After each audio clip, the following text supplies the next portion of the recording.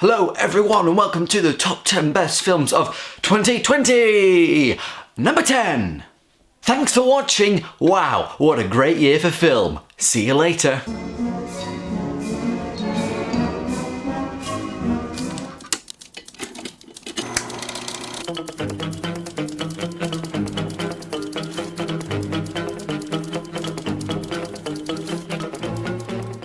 What's going on, guys? I'm the filmmaker and I love movies, and welcome back to another video. Hopefully you guys enjoyed the very little intro there, just to, we do actually have a full top 10 list to talk about today, but yeah, I'm going to talk about the top 10 best films of 2020.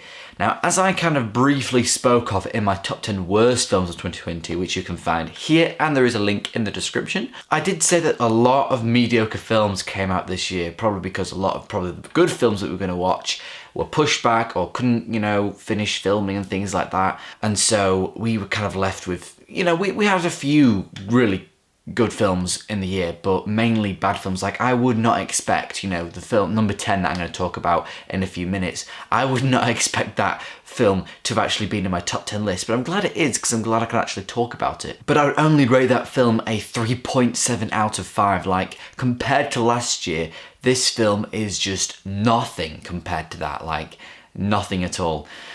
So yeah, hopefully you enjoy this list of my top 10 best films of the year. Here, filling the space, you can't see my face anymore because it's covered with posters of films that I haven't seen that you may expect to be on the list because, well, they're meant to be some of the best films, but I don't have a chance to watch them yet. So as soon as I do, I will update my top 10 best films of the, my 2020 ranked list on Letterboxd with those in it, because trust me, like, I'm just gonna put a side by side of what I did for my top 10 best films of 2019 and then when I watched all the films that everyone was talking about in 2019. As you can see, they are very quite different. So yeah, this list that you're going to watch now is going to be very different when you look on my Letterboxd list in maybe a few months. So always take this list with a grain of salt. Right, I think we've covered everything. Right, let's get into top 10 best films of 2020.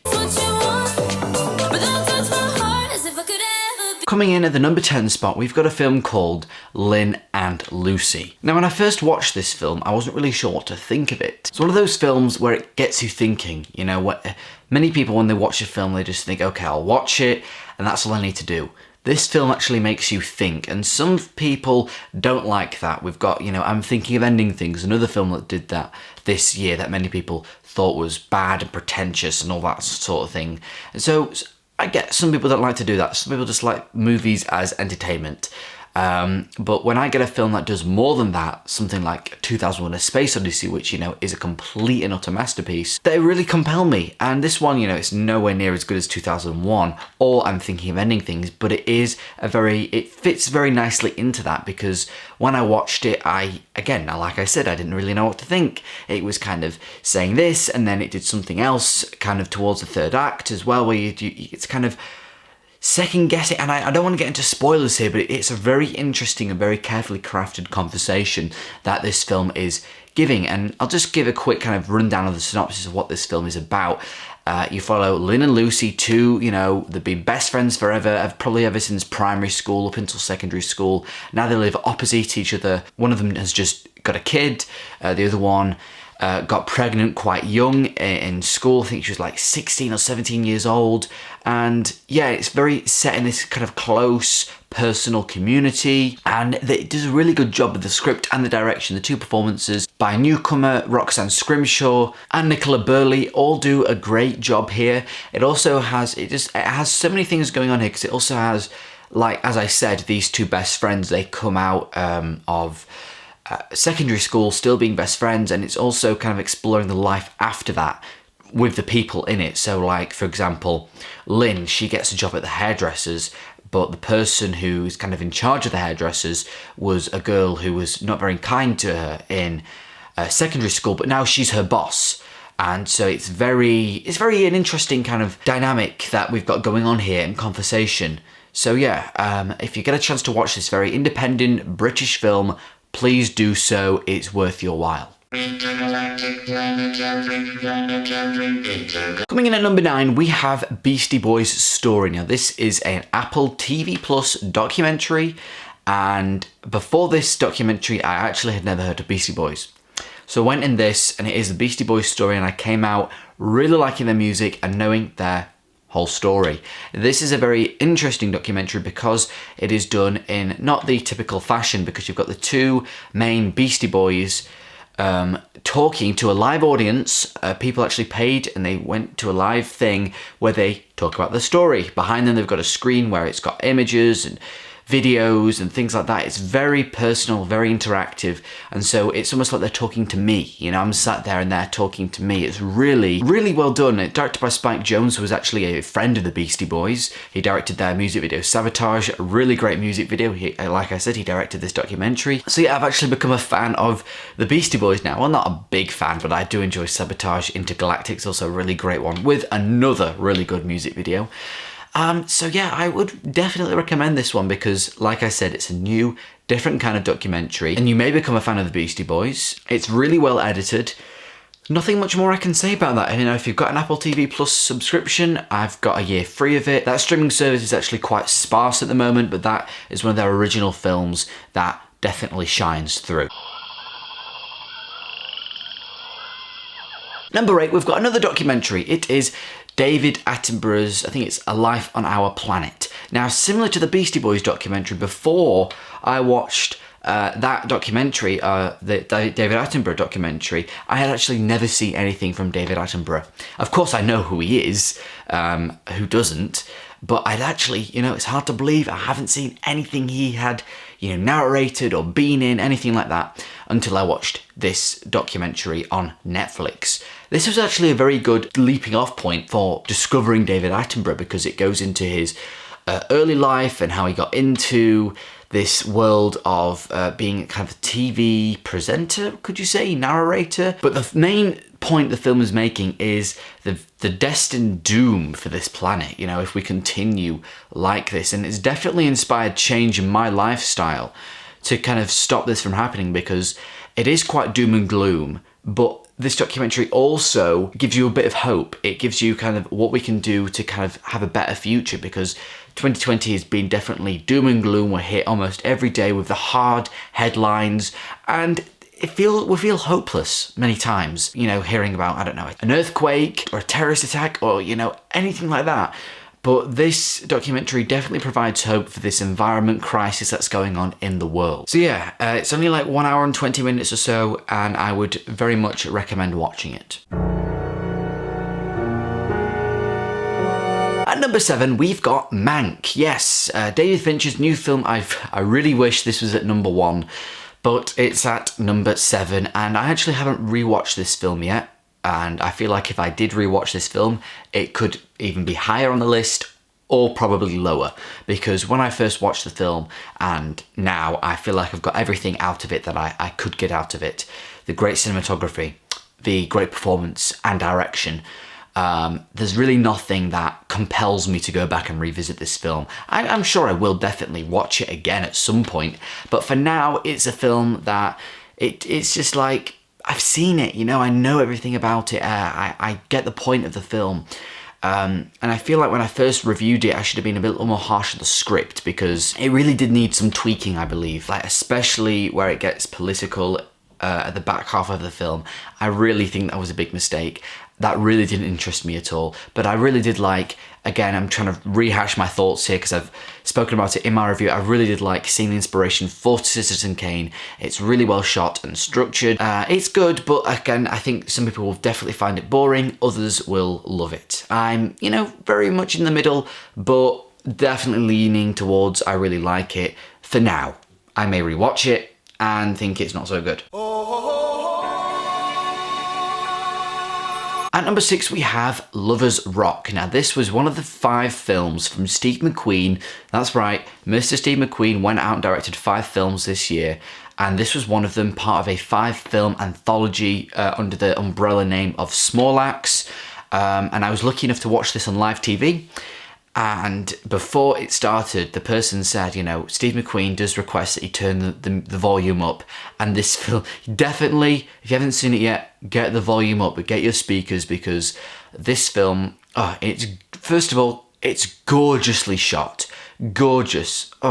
the lens flare, the very subtle bits of camera movement. It all takes place in one night of this kind of party, and it's very musical. Like I said, you know, I was even kind of having a dance and sing along to some of the songs. It's really good. It is quite short though, but I like to say it is short but oh so sweet. You know, I really like how we're almost within just over an hour, McQueen crafts such a delicate, rich experience. But I must say a few bits do go on for a tad bit too long. There is a bit where everyone's singing this song and they just carry on singing it, and it almost gets to a comical point. This also happened in another film from the Small Axe called Education, where this teacher is singing House of the Rising Sun, and the sequence goes on for about 5 minutes or something, and I was actually laughing at the end. You know, when I first cut to it, I thought, oh, this is, you know, funny when you get the context of the film. But yeah, and again in this film as well, talking about Lovers Rock, there is a bit that goes on for a really long time. There's a really long stretch of them just singing this song, and you're like,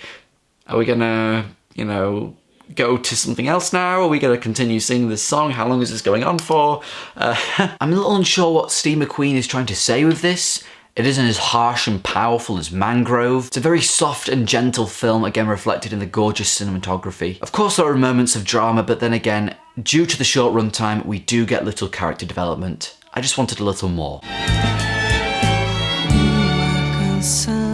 In the number 5 spot, we've got Bacurau. Yes, I think this is actually my favourite foreign film of the year, which doesn't really make a difference, you know, if a film is a film. And Bacurau is very good. I very much recommend it, and I always like to describe this as Brazilian Tarantino, because, you know, it's very much flavour of Tarantino, but it's also a so much better version of the film The Hunt, which came out this year as well. So much better. The film has so much to say, rather it just being a neo-western thriller action film.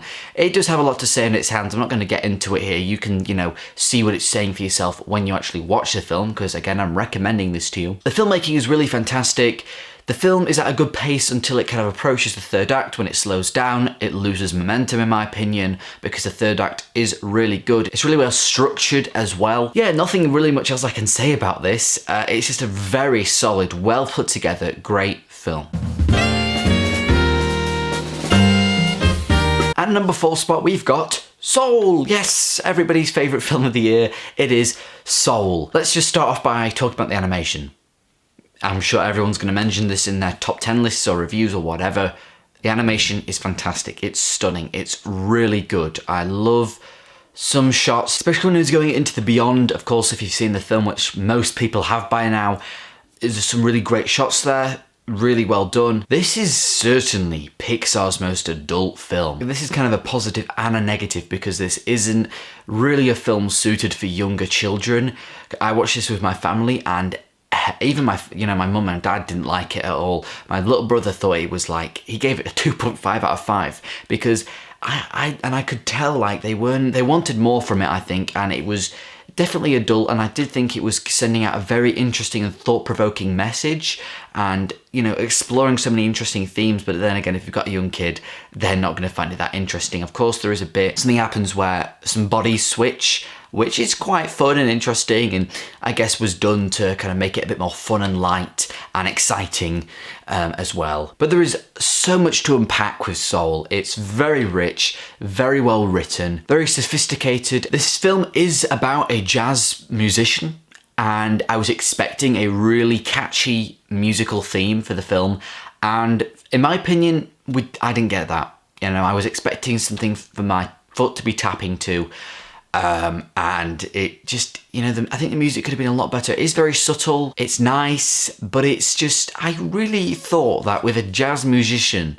they would actually put together a very memorable score for the film, like Ratatouille or Monsters Inc. You can always remember those themes. Soul, I can just remember it being jazz, and that's it. I can't actually remember the theme in my head.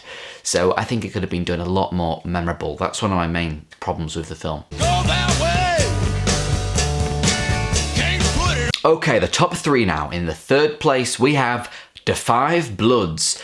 Soon as I watched this film when it first came out, I liked it a lot, and I really do. I've seen it twice, and this is a really great Spike Lee joint with some fantastic performances. This is set around the Vietnam War. We have present day and in Vietnam. Countless films made about the Vietnam War apocalypse now, The Deer Hunter, Good Morning Vietnam, and yet Spike Lee manages to make a film about the Vietnam War as relevant as ever. Not just focusing on the atrocities of the Vietnam War, but also racism and PTSD with some people. Delroy Lindo gives such a brilliant performance. He really goes for it in this film. 2.5 hours long, it goes by in a very smooth pace. It very much picks up, you know, kind of shifting in the middle of the film, which is really great as well. I really love that. Great moments of tension, great moments of excitement. Yeah, it definitely shakes things up during the middle part of the film, which gives us an excellent suspense sequences and brings the gunfire into the present day. However, the story does get a little lost towards the end of the film, but that doesn't take away from it. This is one of 2020's best films, one of Spike Lee's best films. Definitely check this one out.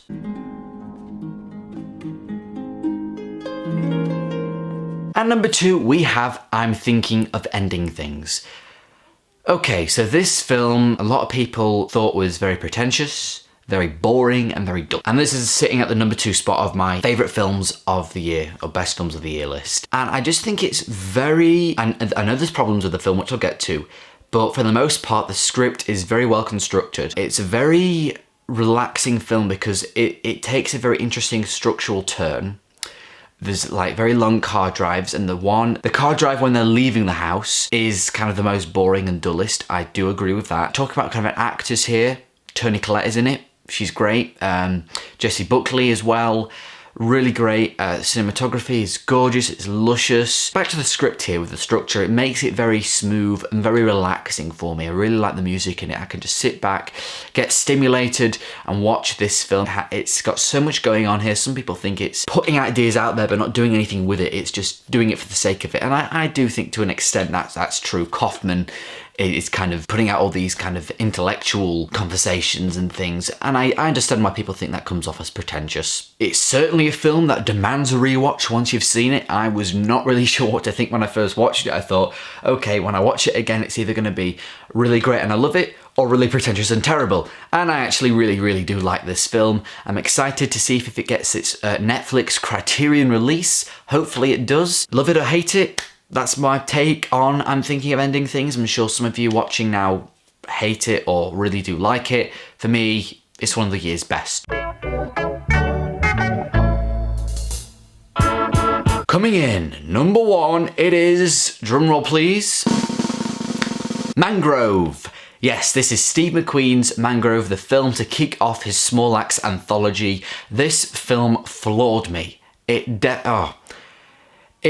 me just give you a rundown of the plot so you can kind of understand where I'm coming from here. Focuses on this, it's set in like the 70s or 80s in London, and it's this West Indie community which set up this establishment, this restaurant where they can all hang out, listen to music, eat great food, and the police are constantly rioting in it, and there are some really hard scenes to get through.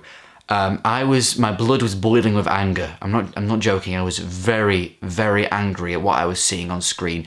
The horrible racism that was going on in this film. And so there becomes a protest in the street. It gets violent and there is a court case. Sounds a little familiar? That's right, because it's pretty much the same as Aaron Sorkin's Trial of the Chicago 7. I can tell you that this film, as you can tell, you know, the Trial of the Chicago 7 isn't even on this list. It isn't even an honourable mention. That film, side note, not good at all. Sorkin's least electric script and the direction is flat. It's just, yeah. So Sorkin, please take note from Steve McQueen, who did pretty much the same thing. So much better. I was so much connected. The acting is, miles better than what we saw in Trial of the Chicago 7 or whatever the hell it's called. The court case is gripping. It is a courtroom drama at the second hour of the film, and it was gripping, really well done, so well scripted. I was so invested in the film, I just couldn't believe it. This is, definitely the year's best film so far, because again, I haven't seen all the best ones. I haven't seen Nomadland or any of the others, Promising Young Woman, something like that. So yeah, for now, that's Mangrove. I If you haven't seen it, if you're in the UK, it's on BBC iPlayer. If you're in the US, I think it's on Amazon Prime. Go out and watch it. I think it just floored me. So yeah, there you have it, guys. That is my top 10 best films of 2020. Tell me, what's your top 10 list? I'm really curious to know. Do you disagree? Do you agree with my picks? Have I put a few more films on your radar? Let me know down below. Thank you all so much for watching, and let's hope we have a better year of film in 2021. As always, I am the filmmaker and I love movies, and I will see you again in the next video.